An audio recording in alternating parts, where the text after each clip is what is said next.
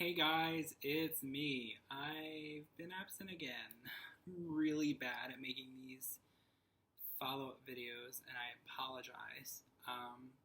But I figured that I would give everyone an update. So for those who haven't noticed, I'm growing my hair out and I just took a shower, so it's kind of gross with no product in it. But anyway. So I kind of want to give an update. I'll give my stats, and then I'll give an update as to kind of what I've been learning along the way. Some things I wish I knew going into it, things like that. So, as an update, where am I? I started out at 277.7, and I am now down to 205.5. For a total weight loss of 72.2 pounds. So that's really awesome. One of the things I'm going to talk about is setting SMART goals for yourself. My goal for myself is to get into Wonderland. So that would be 199.9 by the end of the year. So, and my accelerated SMART goal, if you will, would be by Christmas. So I'm really close. I'm sure I can do it. I have my surgery on 7/8/15. So I'm getting into the fourth and fifth month, and I'm kind of getting closer to my overall total weight loss goal, which would be 100 pounds. So the weight's a little bit not necessarily harder to lose, but it doesn't come off as quickly as it did right after the surgery. So I wanted to get into some of the things I wish I knew going into this, something that I really wasn't prepared for, and I don't really know how to describe it other than, I really wish I wasn't, or I wish I knew how emotionally attached I was to eating food. So we all have our psych exam before the surgery. Mine was very quick. It was, ask a bunch of questions. Do I sleepwalk? Do I eat, sleep, or sleep, eat? Just random things. And I don't think, unless I was just in denial or I don't remember, I don't know. They never really asked about how I felt when I eat food. And maybe I just didn't really know it at the time because I was satisfied. But, when you have the surgery, and other post-opers can attest this, when you have your surgery and, you're eating your food and you have, let's just say you're out to eat,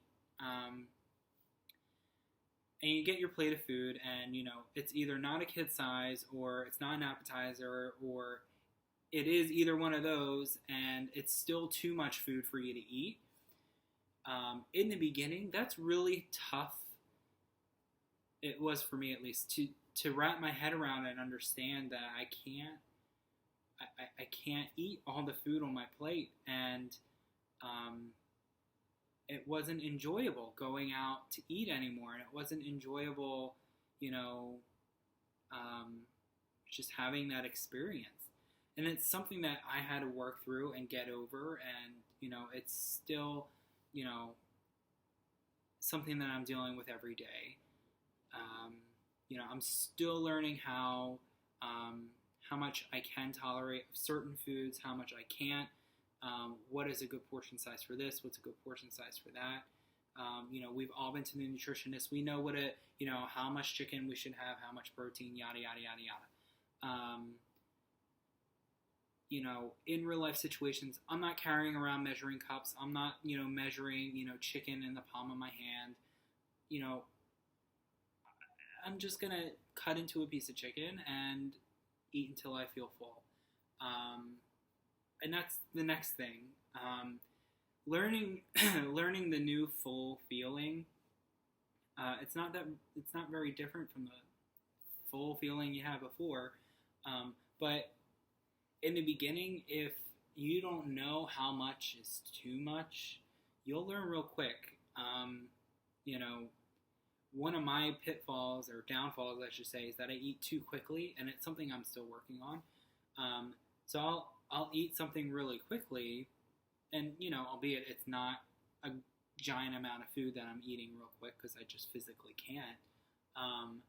But if I eat too much chicken or something like that, for instance, it'll catch up to me really quickly, and I'll feel it, and I'll be uncomfortable. There's been times when I have to excuse myself from the table and get up and go and take a walk, just to walk off just the uncomfortable, full feeling that you get.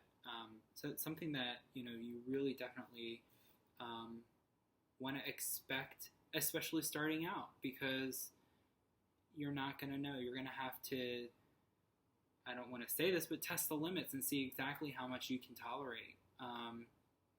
So it's an everyday thing. So I'm 4 months out, and there's still things that I'm like, oh yeah, that's a perfect portion, and it's really not. It's just too much. So there's those things as well. Drinking water is really difficult for me. I know it is for a lot of post-opers. What I drink are the Crystal Light squeezable little liquid things. I don't know how to describe them. They come in little bottles. You just squeeze them into water, and it turns it into something completely different, like lemonade or something like that. Good thing is there's no sugar in them, and it gives water some oomph. So I really like those. Those are on the top of my list. That, string cheese, things like that. Let's see. So setting SMART goals.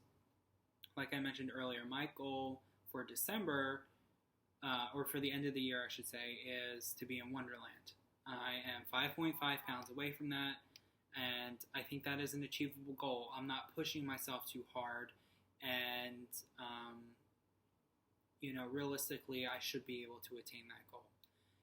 An accelerated goal for that would be to reach that by Christmas. So I'm giving myself that goal. I know I'm going to be away from working out and getting on the treadmill and whatnot. I'll be visiting family. I'll be a bit more busy this time of year. So that's why I'm setting that goal for Wonderland, 5.5 pounds away. And it's very important to make those type of goals. If you're not setting goals for yourself, or you're setting too much of an aggressive goal, you're only going to set yourself up for failure. Like I said in the beginning of my video, my goal, and it was set by my doctor as well, is 100-pound weight loss, and I'm very close to that. But I'm not going to say I need to get to my 100-pound weight loss by December. That's just not feasibly possible. You need to work with your doctor. You need to know how your body's losing its weight, and be smart about it, and just set a goal. I typically will set them monthly, or by a certain date. So, like I said, my certain date goal is the end of the year. So, something else that's really important is having a support network. I had a friend of mine go through the surgery the same, a month before I did. And then I have all of you guys, all you post-opers who have been following, who have been on my Facebook. It's been very, very helpful. And if you don't have that support network, or anyone in your life that you can just talk to when you're, feeling like crap because you can't finish all the food on your plate, or, something else is just crazy, you're not feeling good for whatever reason, it's really important to have those people to talk to. Speaking to your doctor all the time, as much as you might really enjoy their company, there's nothing better than just a shoulder to lean on, or someone to talk to who's been there, who's done it, who's gone through it. Something else that's really different and might slap you in the face is how self-confident you get. So that's a really good thing. There's nothing more motivating than being able to go back into a store that you left a year ago, almost in tears and feeling completely awful, because you couldn't fit into any of the clothes, and now you're more than fitting into their clothes. You're having to go back out of the dressing room to get smaller sizes. So your self-confidence just goes through the roof. And that's a really, really good thing, both mentally and physically for yourself. The happier you are, the more you're going to want to work out, be active, be social. So speaking of that, I have gone from a size 41 waist to a 34, which is awesome. And something else that I wasn't expecting is my shoe size shrunk as well. I'm down half a size, in some cases a whole size, depending on the shoe. So that's really exciting. Not necessarily shoe size, more the waist size. So that's just something to think about as well. That's pretty much it for this update. I also wanted to mention that everyone, if you wanted to, you can follow me on Facebook. My Facebook is facebook.com/Nicholas856, and that's NICHOLAS, the number 8, the number 5, the number 6. Anyway, I guess I'll talk to all of you later. If you have any questions or you want to reach out to me, feel free to leave a comment below or just contact me on Facebook. All you pre-oppers out there who are going through this, you'll do it. You'll do great. This is probably the best thing that I've ever done for myself. Just keep your nose to the grindstone. If you have insurance paperwork and all that crap to get through, you'll do it. You'll be great.